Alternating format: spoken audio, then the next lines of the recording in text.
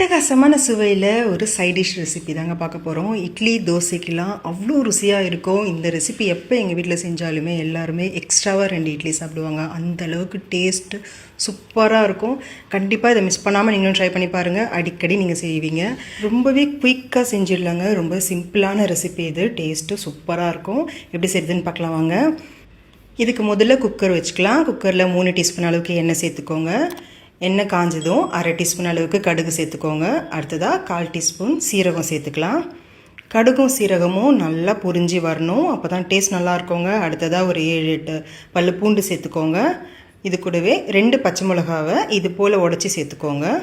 அடுத்ததாக ஒரு கொத்து கருவேப்பிலையை சேர்த்துட்டு லோ ஃப்ளேமில் வச்சு இது நல்லா வதக்கி விட்டுக்கலாம்.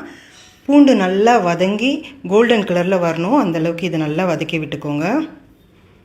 அடுத்ததாக ஒரு 15 சின்ன வெங்காயம் சேர்த்துருக்கேங்க. இந்த ரெசிபிக்கு சின்ன வெங்காயம் சேர்த்திங்கன்னா டேஸ்ட்டு ரொம்பவே சூப்பராக இருக்கும். சின்ன வெங்காயம் இல்லைன்னா 2 மீடியம் சைஸ் வெங்காயத்தை பொடியாக நறுக்கி சேர்த்துக்கோங்க. சேர்த்துட்டு வெங்காயம் நல்லா கண்ணாடி பதம் வதங்கி வரணும். அந்தளவுக்கு நல்லா வதக்கி விட்டுக்கோங்க. சின்ன வெங்காயம் சேர்க்குறதால டேஸ்ட்டு ரொம்பவே நல்லாயிருக்கும். அதனால் சின்ன வெங்காயம் சேர்க்குறதுக்கு ட்ரை பண்ணுங்கள். இந்த அளவுக்கு நல்லா கண்ணாடி பதத்துக்கு வதங்கி வரணும். அடுத்ததாக 2 மீடியம் சைஸ் தக்காளி, நல்லா பழுத்த தக்காளியாக சேர்த்துக்கோங்க. இது போல் பொடியாக நறுக்கிட்டு சேர்த்துட்டு நல்லா கலந்து விடுங்க. மிதமான தீயில் வச்சு ஒரு 3 நிமிஷத்துக்கு இது நல்லா வதக்கி விட்டுக்கோங்க. தக்காளி நல்லா குழஞ்சி வரணும்னு கிடையாதுங்க. ஒரு 3 நிமிஷத்துக்கு நீங்கள் வதக்கி விட்டிங்கனாலே போதுமானது.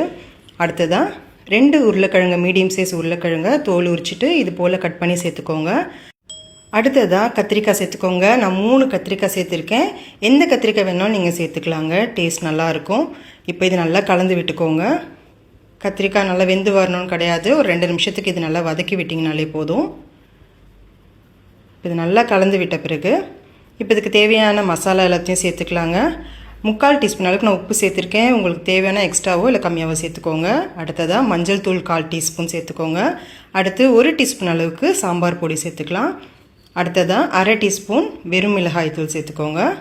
அடுத்து 1/2 டீஸ்பூன் அளவுக்கு பெருங்காயத்தூள் சேர்த்துக்கலாம். சேர்த்துட்டு இது லோ ஃப்ளேமில் வச்சுட்டு நல்லா கலந்து விட்டுக்கோங்க. மசாலா எல்லாம் காயில் ஒட்டி வர அளவுக்கு நல்லா ஒரு 2 நிமிஷத்துக்கு கலந்து விட்டுக்கலாம். ரொம்ப ரொம்ப சிம்பிளான ரெசிபி, ஆனால் டேஸ்ட் அவ்வளோ அட்டகாசமாக இருக்கும்.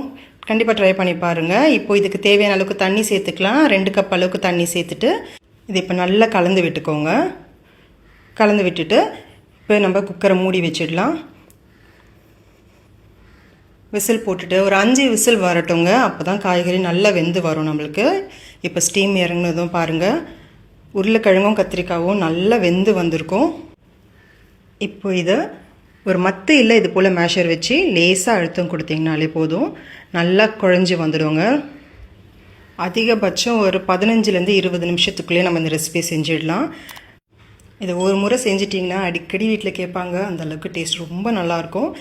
இப்போ அடுத்ததான் இதோட கன்சிஸ்டன்சி பாருங்கள். ரொம்ப கொஞ்சம் திக்காக இருக்குது. நான் அதனால் ஒரு 1/2 கப் அளவுக்கு மட்டும் நான் தண்ணி சேர்க்க போகிறேன். உங்களுக்கு எந்த அளவுக்கு தேவையோ அந்த அளவுக்கு நீங்கள் தண்ணி சேர்த்துக்கலாம். இல்லை இதே போல் திக்கான கன்சிஸ்டன்சி வேணும்னா நீங்கள் அப்படியே விட்டுடலாம்.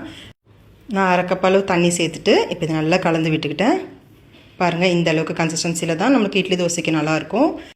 அடுத்து பொடியாக நறுக்குன்னு கொத்தமல்லி தூவிட்டு நல்லா கலந்து விடுங்க. அவ்வளோதாங்க. அவ்வளோ ருசியான ஒரு சைட் டிஷ் ரெசிபி. கண்டிப்பாக அது ட்ரை பண்ணி பாருங்கள். டேஸ்ட் ரொம்பவே நல்லாயிருக்கும். வீட்டில் அடிக்கடி செய்ய சொல்லி கேட்பாங்க. கண்டிப்பாக ட்ரை பண்ணி பாருங்கள். வீடியோ பிடிச்சிருந்துச்சுன்னா லைக் பண்ணுங்கள். உங்கள் ஃப்ரெண்ட்ஸ் அண்ட் ஃபேமிலி கூட நிறைய ஷேர் பண்ணுங்கள். உங்களோட கமெண்ட்டை எனக்கு சொல்லுங்கள். Thank you friends.